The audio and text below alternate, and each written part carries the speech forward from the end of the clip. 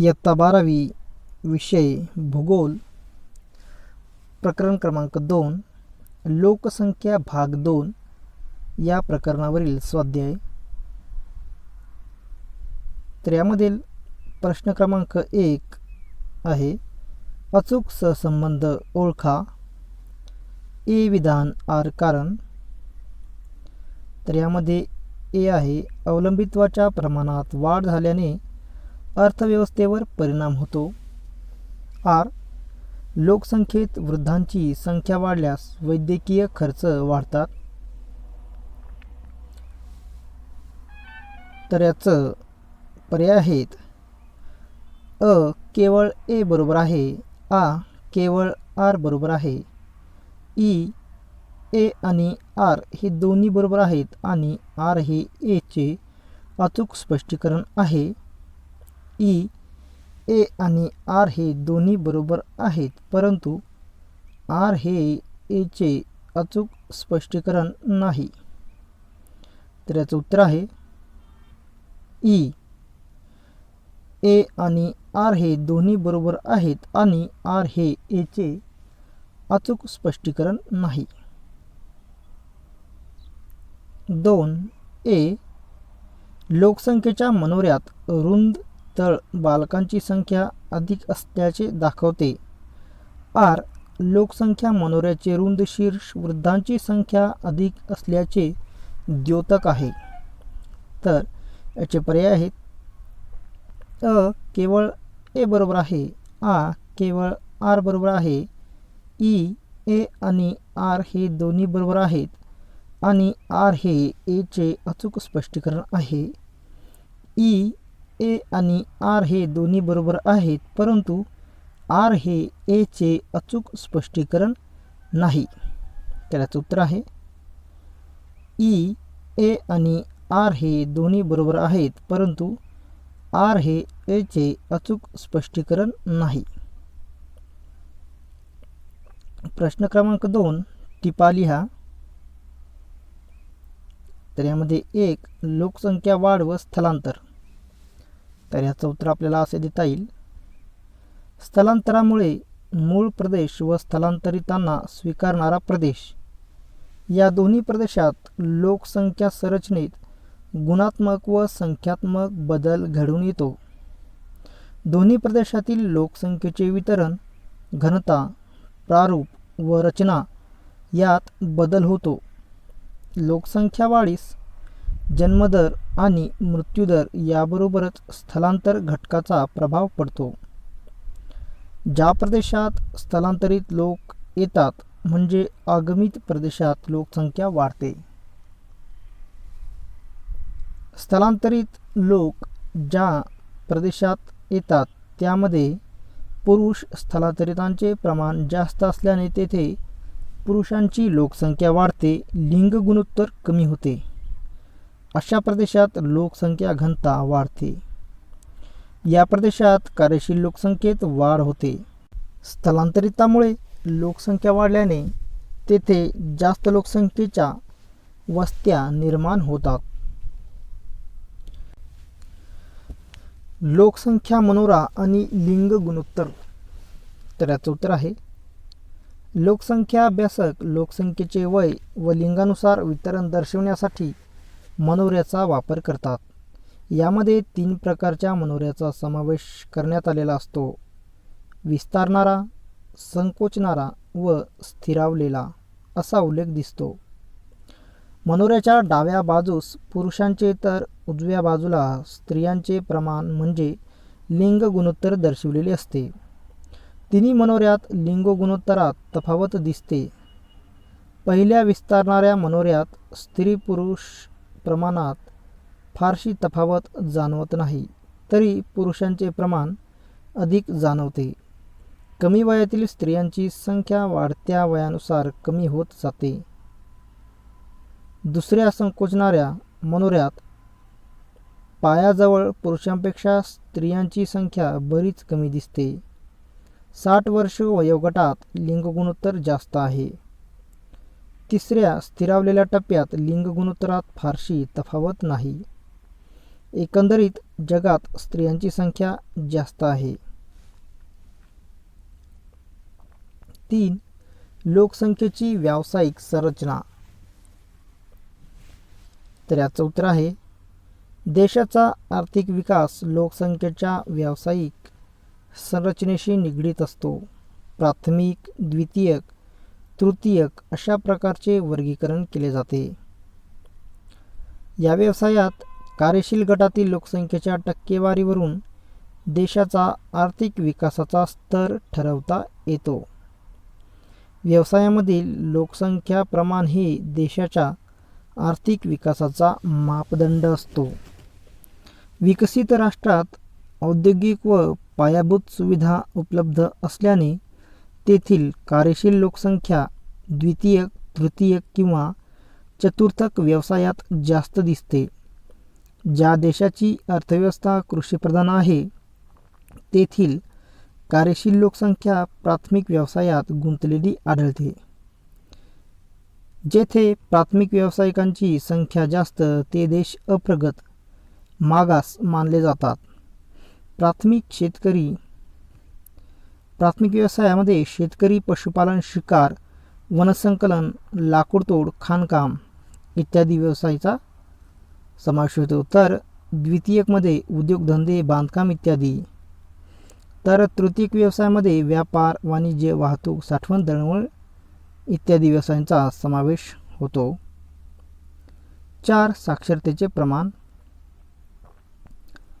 लोकसंख्येतील साक्षरतेचे प्रमाण हे देशाच्या आर्थिक व सामाजिक विकासाचे द्योतक असते. साक्षरता हे आर्थिक विकासाचे कारण व परिणाम दोन्ही आहे. राहणीमान, स्त्रियांचा समाजातील दर्जा, उपलब्ध शैक्षणिक सुविधा, शासकीय धोरण या बाबी साक्षरतेशी संबंधित आहेत. भारतामध्ये 7 वर्षावरील व्यक्ती साक्षरतेच्या गणनेसाठी विचारात घेतली जाते. ज्या व्यक्तीस लिहिता, वाचता आणि गणिती क्रिया समजून करता येतात ती साक्षर मानली जाते. मागास अप्रगत देशात साक्षरतेचे प्रमाण कमी असते. विकसित प्रगत राष्ट्रात साक्षरता जास्त असते. ग्रामीण भागात कमी तर शहरी भागात साक्षरता अधिक असते. पुरुष साक्षरतेपेक्षा स्त्री साक्षरतेचे दर कमी आढळतो. मध्य आशिया, युरोप आणि उत्तर अमेरिका यांचा साक्षरता दर साधारण 100% आहे. सहाराच्या दक्षिणेकडील देशात सर्वात कमी आहे.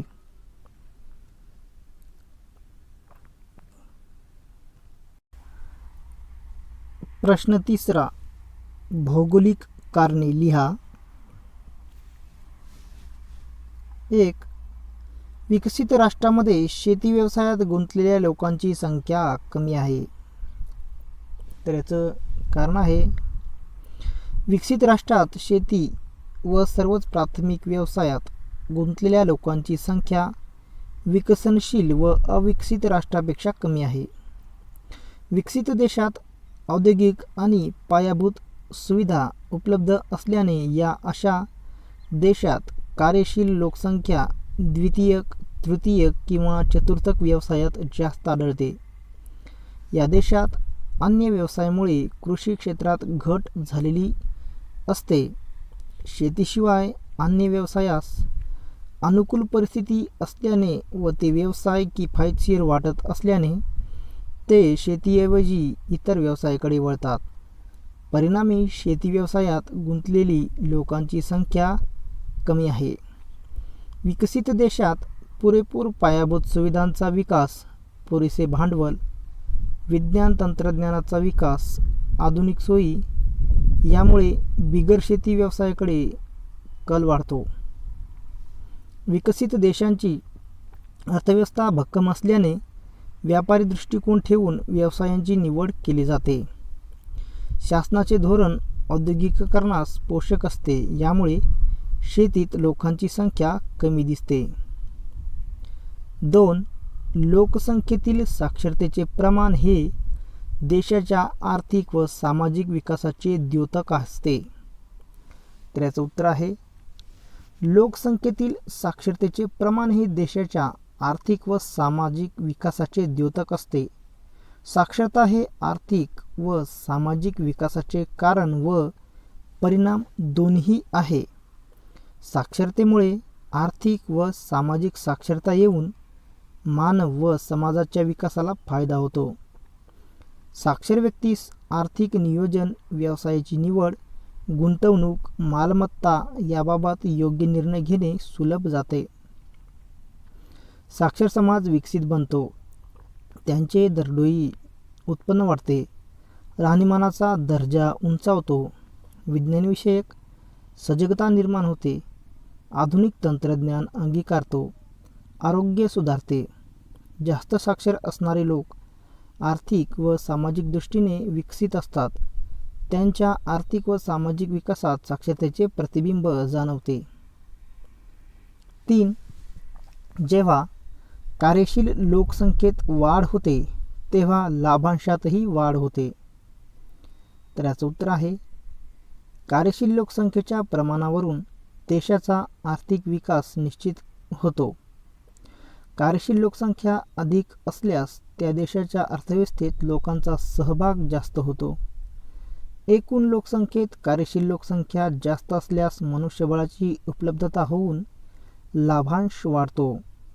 अतिरिक्त मनुष्यबळाचा योग्य वापर झाल्यास देशाच्या आर्थिक विकासाचा वेग वाढवता येतो. याचा आर्थिक फायदा लाभांशाच्या स्वरूपात सर्वांना होतो. जेव्हा कार्यशील लोकसंख्या वाढते तेव्हा त्या देशाच्या दरडोई उत्पन्नात वाढ होऊन लाभांश वाढ होते. देशाच्या आर्थिक विकासाचा निर्देशांक वाढीस, लाभांश वाढीस कार्यशील लोकसंख्या प्रमाण अधिक असणे आवश्यक असते. 4. स्थलांतर हे नेहमी कायमस्वरूपी असते असे नाही. तर याचं कारण आहे व्यक्ती किंवा व्यक्तिसमूहाने एका भौगोलिक किंवा राजकीय विभागातून दुसऱ्या भौगोलिक किंवा राजकीय विभागात तात्पुरत्या किंवा कायमस्वरूपी वास्तव्याच्या हेतूने केलेल्या हालचालीस स्थलांतर असे म्हणतात. स्थलांतर अल्पकालीन किंवा दीर्घकालीन असू शकते. ते नेहमीच कायमस्वरूपी असतेच असे नाही. स्थलांतर हे प्राकृतिक, आर्थिक, सामाजिक, राजकीय कारणामुळे केले जाते.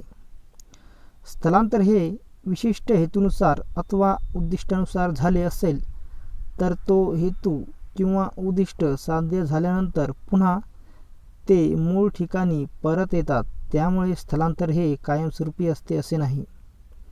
उदाहरणार्थ शिक्षणासाठी गेलेले विद्यार्थी, पर्यटक, वैद्यकीय उपचार, पशुपालक, मजूर यांचे स्थलांतर कायमस्वरूपी नसते.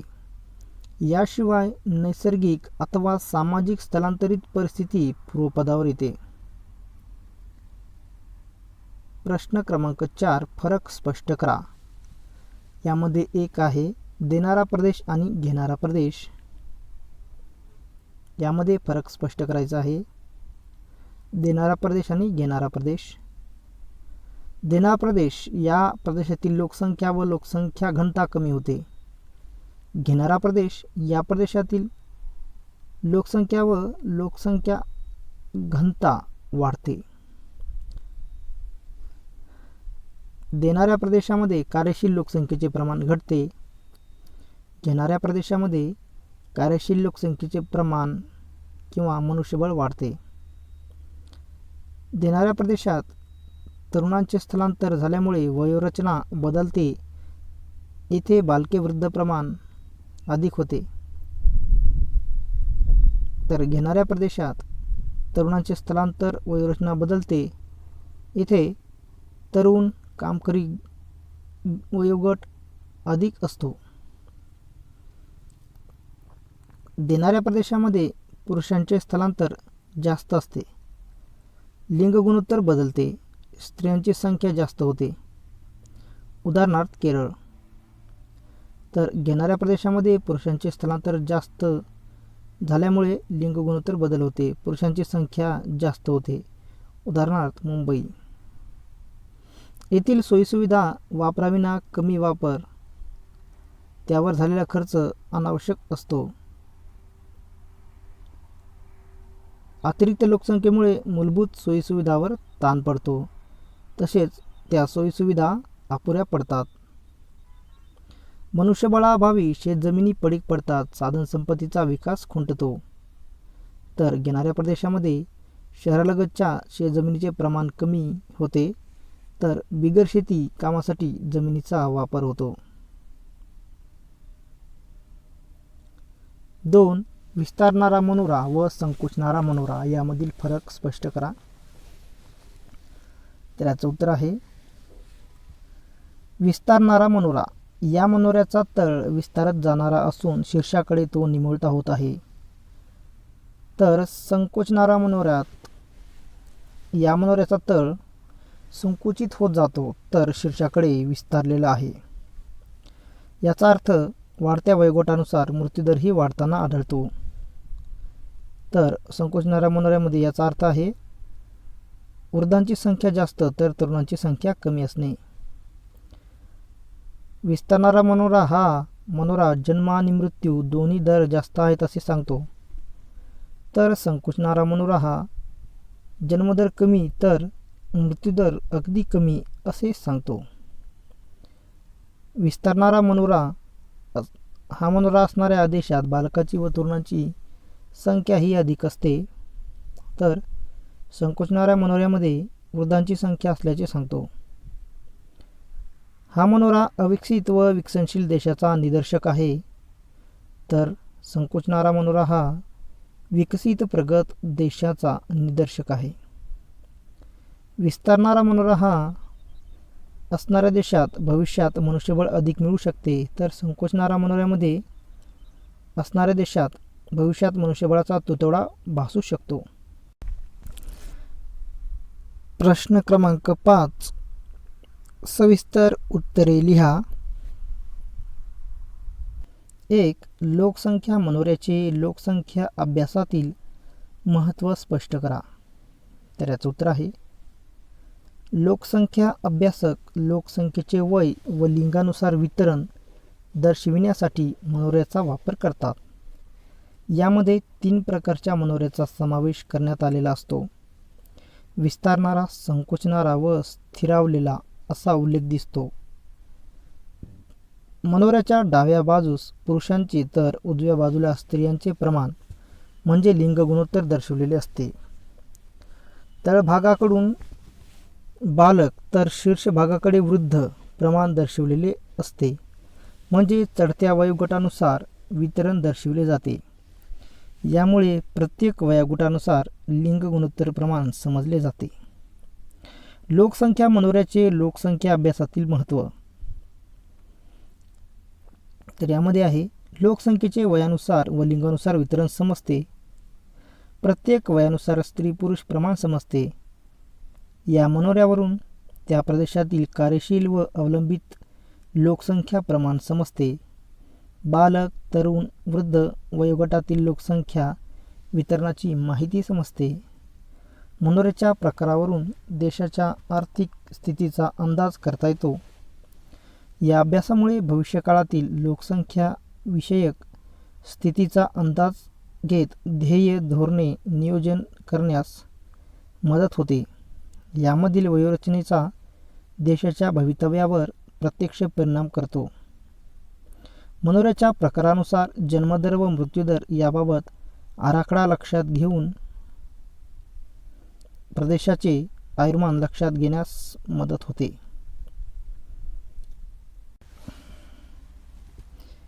दोन, लोकसंख्येची ग्रामीण व शहरी रचना स्पष्ट करा. तर याचं उत्तर आहे लोकसंख्या संरचना अभ्यासत असताना ती विविध पद्धतीने अभ्यासतात. त्यामध्ये लोकसंख्येच्या वास्तव्याच्या ठिकाणावरून ग्रामीण व शहरी असे 2 वर्ग करता येतात. ग्रामीण शहरी लोकसंख्येच्या बाबतीत फरक करताना त्याचे मापदंड भिन्न असतात. या दोन्ही लोकसंख्येत राहणीमान, व्यवसाय, सामाजिक रचना, लोकसंख्येचे वय, व्यावसायिक संरचना, लिंग गुणोत्तर लोकसंख्या घनता, विकासाचा स्तर यात तफावत आहे. या दोन्ही लोकसंख्येची रचना खालील मुद्द्याप्रमाणे पाहता येईल. ज्या वस्तीतील कार्यशील लोकांचे व्यवसाय स्थानिक नैसर्गिक साधनसंपत्तीशी निगडीत असतात, जेथे प्राथमिक स्वरूपाचे व्यवसाय जास्त, त्या लोकसंख्येला ग्रामीण लोकसंख्या असे म्हणतात. तर ज्या वस्तीतील कार्यशील लोकांचे व्यवसाय हे बिगर प्राथमिक म्हणजे द्वितीयक, तृतीयक व चतुर्थक सेवा क्षेत्रात जास्त असतात, त्या लोकसंख्येस शहरी लोकसंख्या असे म्हणतात. लोकसंख्या ग्रामीण भागाची लोकसंख्या कमी असते तर शहरी भागाची लोकसंख्या जास्त असते. लोकसंख्या घनता ग्रामीण भागात लोकसंख्येची घनता कमी तर शहरी भागात ग्रामीण भागाच्या तुलनेत लोकसंख्येची घनता जास्त आढळते. वयोरचना ग्रामीण भागातील कार्यप्रवण कार्यशील लोकसंख्या म्हणजे तरुण कामकरी लोक नोकरी व्यवसायानिमित्त शहरी भागात गेल्याने त्यांची संख्या कमी दिसते, तर तरुण वयोगटातील लोकसंख्या शहरात जास्त आढळते. लिंग गुणोत्तर ग्रामीण भागात लिंग गुणोत्तर जास्त तर शहरी भागात तुलनेने कमी असते. कदाचित स्थलांतर हे त्याचे मुख्य कारण असू शकते. साक्षरता ग्रामीण भागात शहरांच्या तुलनेने साक्षरतेचे प्रमाण कमी असते तर शहरात जास्त असते.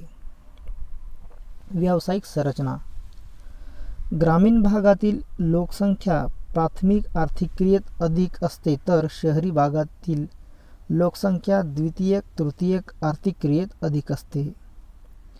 विवाह वय ग्रामीण भागात विवाहाचे वय कमी तर शहरी भागात विवाहाचे वय अधिक असते. विकासाचा स्तर ग्रामीण भागातील विकासाचा स्तर कमी तर शहरी भागातील लोकांचा विकासाचा स्तर हा उंचावलेला असतो. राहणीमान ग्रामीण भागातील लोकांचे राहणीमान हे सामान्य नैसर्गिक जीवनशैलीचे असते तर शहरी भागातील लोकांचे राहणीमान उच्च आधुनिक जीवनशैलीचे असते. 3. स्थलांतराचा देशातील लोकसंख्या रचनेवर होणारा परिणाम स्पष्ट करा. तर याचं उत्तर आहे स्थलांतरामुळे लोकसंख्येत संख्यात्मक व गुणात्मक बदल होतात. जेथून स्थलांतर होते त्या प्रदेशास मूळ प्रदेश म्हणजेच देणारा प्रदेश व जेथे स्थलांतरित येतात त्या प्रदेशास स्थलांतरित प्रदेश म्हणजेच घेणारा प्रदेश असे म्हणतात. व्यक्ती किंवा व्यक्तिसमूहाने एका भौगोलिक किंवा राजकीय विभागातून दुसऱ्या भौगोलिक किंवा राजकीय विभागात तात्पुरत्या किंवा कायमस्वरूपी वास्तव्याच्या हेतूने केलेल्या हालचालीस स्थलांतर असे म्हणतात. हे ऐच्छिक किंवा अनैच्छिक असते, तसेच ते पूर्वनियोजित किंवा अचानक होऊ शकते. स्थलांतराचा दोन्ही प्रदेशात लोकसंख्या संरचनेत गुणात्मक व ऋणात्मक बदल घडून येतो.